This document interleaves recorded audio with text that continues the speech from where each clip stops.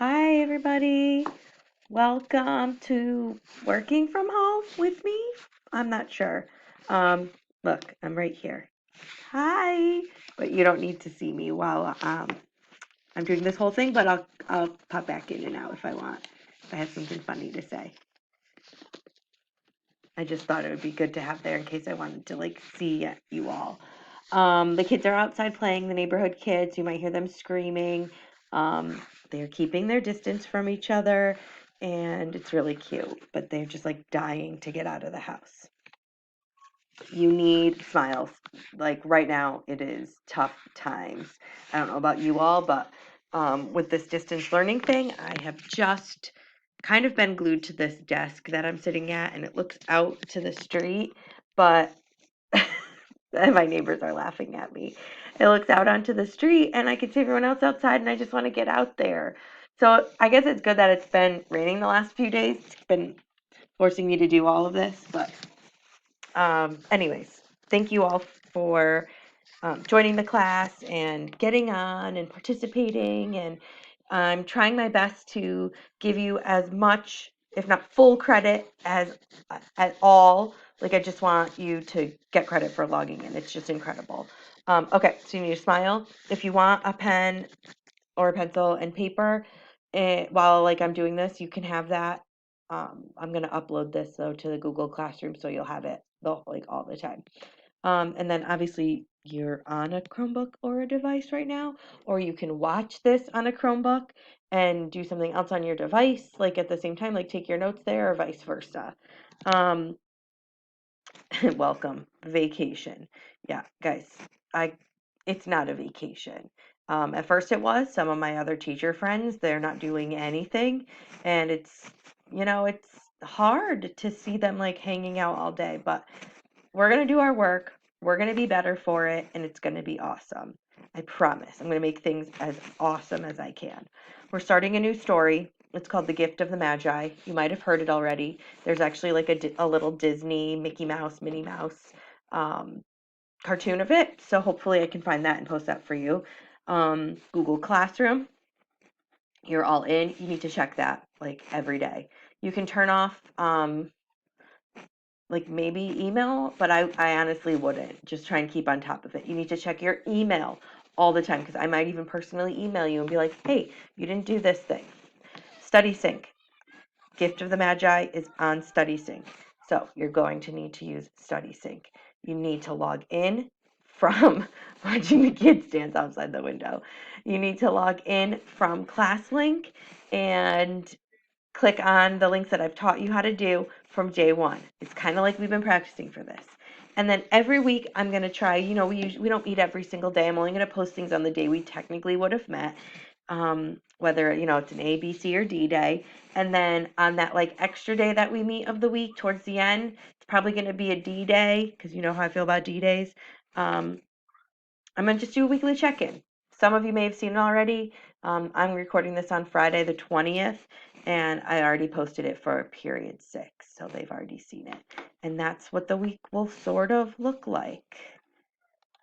All right, so the Gift of the Magi, the very first story we're going to read in our distance learning. It's by this guy named O. Henry. And just looking at the picture here, what I can see is, first of all, the time period. Right? Is it modern? Is it maybe a little bit older? Who are these people? They're very close, obviously. And I want to remember Study Sync. And then let's just watch this little preview together. Christmas time. Jim and Della live in a bare bones flat, and they each have one prized possession. Definitely don't think you can hear what I'm hearing. I don't know how to do this stuff.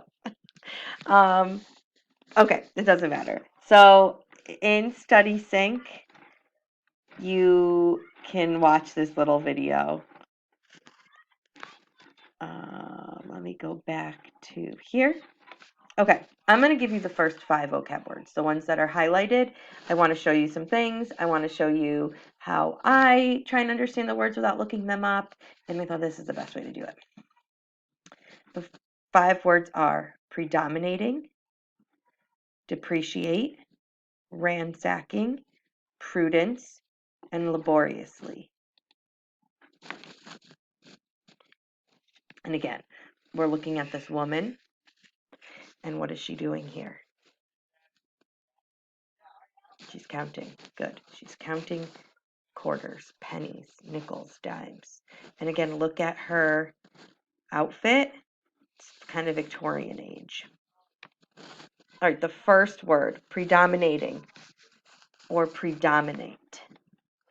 The strongest or main element, the majority, or the most noticeable.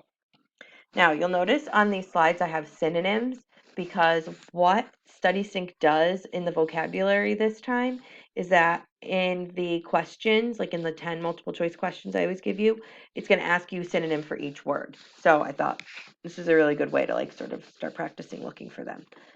Synonyms are dominant or dominate. And you see it here? Dominate, dominate. Manage or stick out. So if something's like a predominant feature on somebody, like people might be like, Miss Hayes, your nose is a predominant feature on your face. Do I have a big nose? I don't know. I hope not. When I was pregnant, people always said my nose was huge. So maybe that was my predominant feature. See? Here's a sentence. You're going to be like, what the heck is this sentence? Well, I pulled it from the story. And these are going to go in order. So you might be able to piece a few things about the story together, but there are some really cool, like, oh my God moments. And I kind of pulled those out of our sentences, so I wouldn't give you any hints. Sentence. There was clearly nothing to do but flop down on the shabby little couch and howl. Look at her, how she just like flopped there. And she's not howling, but oh my God, why? That's what she's doing. So Della did it. She flopped down, which instigates the moral reflection that life is made up of sobs, sniffles, and smiles, with sniffles predominating. So what does that mean? It means the thing that is the most preeminent in her life is crying. Okay, so life is mostly crying.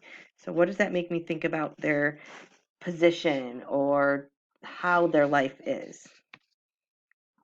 The second word, I couldn't find a good picture for this one. Depreciate. I use this word a lot, actually. If you ever buy a car, they're going to tell you the car depreciates in value as soon as it leaves the lot. It diminishes in value over a period of time. It cheapens or it's devalued. The kids are right outside the window. You'll hear them. And the word is, or the sentence is, it's a little bit longer. There were two possessions of the James Dillingham Youngs in which they both took a mighty pride. So they have two things in which the two main characters love a lot. One of the things was Jim's gold watch. It had been his father and grandfather's. You'd think I'd never read a story before. Let's try that again. Now there were two possessions of the James Dillingham Youngs in which they both took a mighty pride. One was Jim's gold watch that had been his father's and grandfather's. The other was Della's hair. Had the Queen of Sheba lived in the flat across the air shaft, Della would have let her hair hang out the window some day to dry, just to depreciate Her Majesty's jewels and gifts. So what does this mean? It means that they have two things that they care the most about in the world. Nothing else matters to them. Jim, one of our main characters, his gold watch, and Della, her hair, her long, beautiful, flowing hair. So beautiful that if she put it out the window, the Queen of Sheba, it's like her jewels don't even matter. It's like, what jewels? Colin was just waving at you all. So if she puts her hair out the window, it depreciates the value of a queen's crown. It's pretty beautiful hair. The next word, ransacking or ransack. To go hurriedly through like a place, stealing things and causing damage. Synonyms are steal, raid, devastate, or rob. This is an interesting word because it doesn't always mean to steal stuff. It could mean to like also make a mess. But the formal definitions of it are to steal. But I like this causing damage part, and that should be a period there. The sentence, oh, and the next 2 hours tripped by on rosy wings. Forget the hashed metaphor. She was ransacking the stores for Jim's present. So what does that mean? It means that Della, our main character, she's going through the store. She's like flinging things off the shelves. She's like maybe throwing things in her cart and then like putting them back in places she doesn't want. She's probably going through really quickly. So she's like creating a disaster. The next word is prudence or prudent. It means to act without showing care and thought for the future. Caution, care, carefulness. Did I say that wrong? Acting with or showing care and thought for the future. Cautiousness. I definitely said that wrong. When you're prudent, you're like stepping gingerly over like a sleeping cat. There's a sleeping cat next to me, so I have to like be prudent about like when I get up so I don't wake him up. Or when you're like tiptoeing, or you're just trying to like be careful. When Della reached home, so she clearly bought something. When she reached home, her intoxication, her excitement for the thing that she has, gave way to a little prudence, to a little carefulness and reason. It's almost like she stopped herself. It's like, don't be so excited. She got out her curling irons and lighted the gas and went to work repairing the ravages made by generosity added to love. I can't tell you what that's about. That's like the big spoiler. And this is always a tremendous task, dear friends, a mammoth task. So she did something and she was so excited about it, but she needed to fix it first. And so when she, like, if you see curling irons, you can assume what she did something to. And so she has to fix it, but she has to like calm down so that she can like make herself look nice. She's really excited about what she did and how she did it and why she did it. Laboriously, it means in a way that takes considerable time and effort. It's difficult, it's tedious, it's strenuous. You don't know what a beautiful, nice gift I've got for you. That's from Della. And Jim says, you've done what? I added that so that you didn't know what was going on. You've done what? Asked Jim laboriously. As if he had not arrived at that patent fact yet, even after the hardest mental labor. So he's sitting there and he's thinking really hard. Wait, I'm sorry, what did you do? I don't understand. Why did you do that? He's thinking really hard, and then he's like, wait a minute, what? And that's it. I've got 2 more minutes until this video is going to cut off, and I just want you all to know, here, hi. I just want you all to know I miss you so much, and this is really hard for everybody, not just for you all having to do the work. We're working really hard to help you, and please email me. I don't know, the whole thing sucks, but hopefully this is a really cool way that we can see each other. I don't know, maybe I'll figure out a way for us to do this all together, like a YouTube live or something. Please join the morning chats. A lot of people have been doing that. It's been really nice to see your faces and hear your voices. All right, good luck with this assignment. Make sure you check on Google. I'm just checking the time. Make sure you check on Google exactly what you need to do with this. Read the story. Use the audio features. You guys got this. Freaking awesome.